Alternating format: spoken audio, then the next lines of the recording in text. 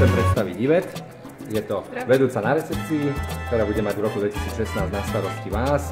Všetci, ktorí prichádzate ako individuáli alebo ako firmy.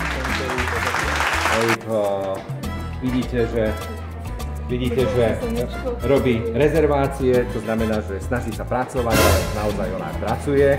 Jej to ide fakt naozaj výborne. Ľudia prichádzajú, takže tešíme sa na vás. A keď niečo budete mať takisto aj v ubytovaní, píšte nám, lajkujte, zdieľajte, volajte, faxujte, mailujte a proste bavte sa s nami a tešíme sa na vás.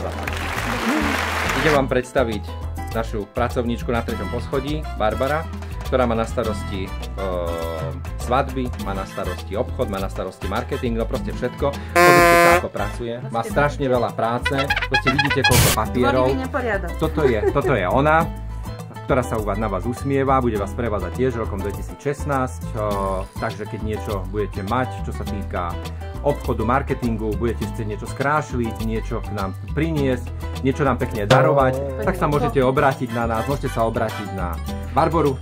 Môžete komentovať statusy na sociálnych sieťach. Tešíme sa na ďalší rok.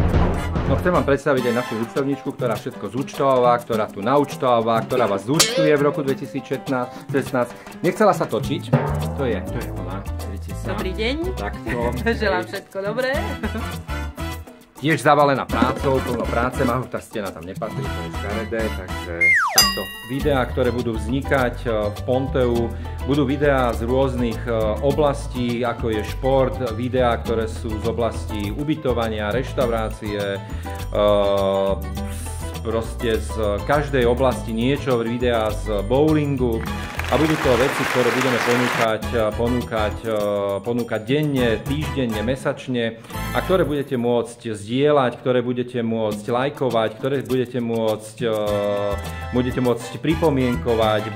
Budeme veľmi radi, ak k týmto videám budete dávať svoje pohľady, postrehy, čo by sme mohli zlepšiť, čo sa vám páči. Takže dúfam, že Ponteo TV vám prinesie to najkvalitnejšie.